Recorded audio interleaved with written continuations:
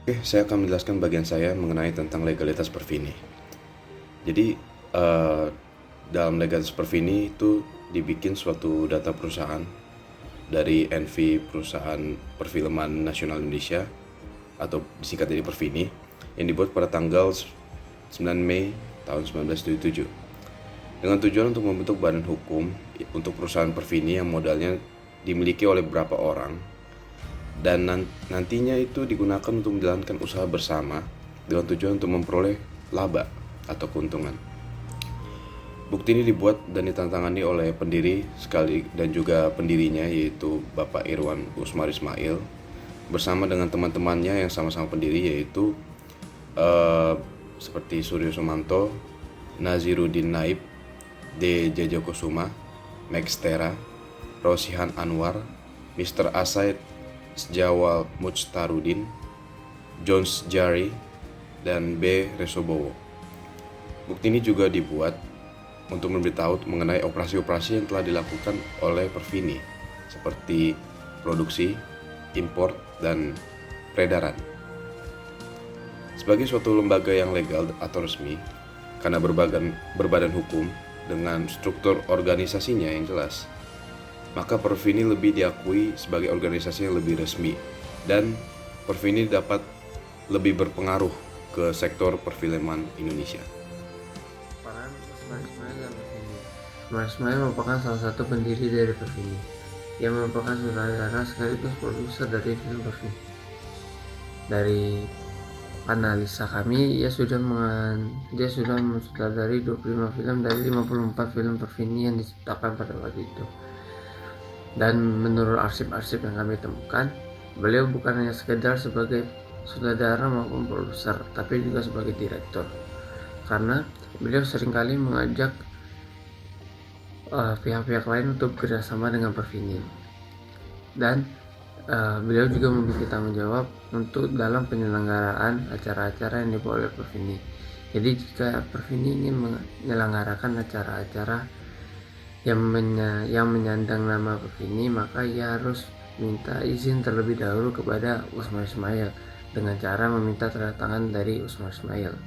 Maka dari itu, dokumen-dokumen yang kami temukan menguatkan bahwa Usman Ismail sangat memiliki peran penting sebagai sutradara, produser maupun direktur dalam mengembangkan Perfini di Indonesia. Sekarang saya akan menjelaskan tentang peran Jajakusuma dalam Perfini, terutamanya pada film keduanya, yaitu 6 Jam di Jogja. 6 Jam di Jogja adalah sebuah film yang disutradarai oleh Usman Ismail pada tahun 1950 dan juga dibantu sutradarai oleh Jajakusuma, yakni menandai kerjasama dia dengan Perfini yang pertama. Kita mempunyai beberapa bukti dari Pusnas, salah satunya ada resensi film dari 6 Jam di Jogja dan juga daftar produksi film dari tahun 1950 sampai 1988. Dari bukti ini kita bisa melihat bahwa 6 Jam di Jogja tidak diterima dengan bagus, tetapi film ini diakui memperlihatkan kemajuan-kemajuan di pemotretan dan perfilman. Kita bisa teoretikan bahwa Jajakusuma mempunyai peran dalam hal ini karena kan dia saat kuliah memfokus dalam bidang sinematografi. Meskipun filmnya tidak diterima dengan yang diharapkan, Jajakusuma tetap bekerjasama dengan Perfini selanjutnya, bahkan mensutradarai beberapa filmnya sendiri Perfini. Salah satunya adalah contoh Embun, dan juga kita bisa lihat dari daftar produksi film, dia adalah sutradara beberapa film dari Perfini. Di Balik Cahaya Gemerlapan, film kolaborasi tiga pihak. Di Balik Cahaya Gemerlapan merupakan film tahun 1966 yang diproduksi oleh tiga perusahaan besar, yakni Persari, Ifdil, dan Perfini. Jamaluddin Malik mewakili Persari, Ridwan Nasution mewakili Ifdil, dan Usmar Ismail mewakili Perfini. Menurut bukti arsip yang kami dapatkan dalam kunjungan ke Sinematek, berupa poster film Di Balik Cahaya Gemerlapan, terlihat dengan jelas adanya logo yang berisi persatuan dari tiga perusahaan tersebut.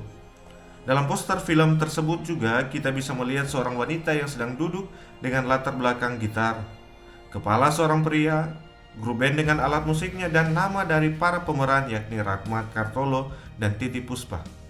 Keterlibatan para pemeran dalam film ini menunjukkan peran aktif dari Persari sebagai perusahaan yang menaungi para artis Indonesia. Poster ini dengan jelas menunjukkan bahwa terjalin kerjasama dari ketiga perusahaan tersebut. Film ini menunjukkan adanya langkah maju yang terjadi bagi perfilman Indonesia, sebab perusahaan-perusahaan yang bergerak di bidang perfilman mau bekerja sama untuk menghasilkan sebuah film. Dalam hal ini, Perfini sebagai perusahaan yang berusaha mengembangkan perfilman Indonesia berjalan dengan baik, sebab film Indonesia bukan hanya tanggung jawab Perfini saja, tetapi pengembangan film merupakan tanggung jawab bersama. Untuk itu dibutuhkan kolaborasi dan sinergitas untuk meningkatkan mutu dan kualitas film Indonesia. Film ini menunjukkan adanya usaha dan pengaruh dari Perfini bagi perkembangan film Indonesia. Film Perfini yang bekerja sama lagi setelah sekian lama dan bekerja sama bersama Bank Tabungan Pos. Perfini seringkali bekerja sama dengan banyak perusahaan lain dalam memproduksi film mereka. Namun ada waktu Perfini banyak bekerja sendiri dan membuat film tanpa bantuan kerja sama perusahaan lainnya. Dalam bukti ini nih adalah daftar produksi film-film Perfini dari 1950 yang dimulai dengan film pertamanya namanya Darah dan Doa, dan dokumen ini mempunyai data tentang film-film tersebut.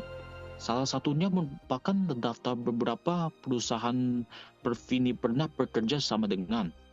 Dari dokumen tersebut kita bisa melihat dari 1950 sampai 1958 bahwa Perfini jarang bekerja sama dengan perusahaan lain dalam produksi filmnya.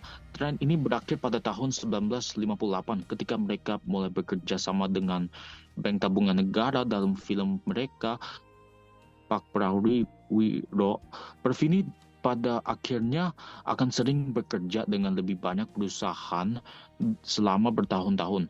Dapat berteori bahwa kurangnya anggaran untuk film mereka memicu lebih banyak kolaborasi dengan perusahaan lain, terutama dengan kerjasama Perfini dengan Bank Tabungan Negara. Sebagai perusahaan yang berjuang untuk meningkatkan industri perfilman Indonesia, Perfini telah memproduksi banyak film. Kurang lebih ada 50 judul film yang dihasilkan dalam kurun waktu 38 tahun, yakni dari tahun 1950 sampai 1988. Berdasarkan bukti arsip ini, dalam bentuk tabel, ditemukan bahwa Perfini yang menghasilkan film sebanyak 50 judul memiliki jenis film cerita. Berdasarkan tabel tersebut, tidak ada film dokumenter maupun iklan yang dihasilkan oleh Perfini. Hal ini berarti bahwa Perfini memang menghasilkan film-film yang sifatnya menghibur masyarakat. Dengan demikian pada saat itu, film Indonesia dipandang sebagai sarana hiburan. Film-film cerita ini menggunakan narasi yang kuat untuk mengkomunikasikan pesan atau nilai-nilai tertentu. Dalam hal ini, narasi menjadi cara yang efektif untuk menyampaikan pesan moral, sosial, atau budaya.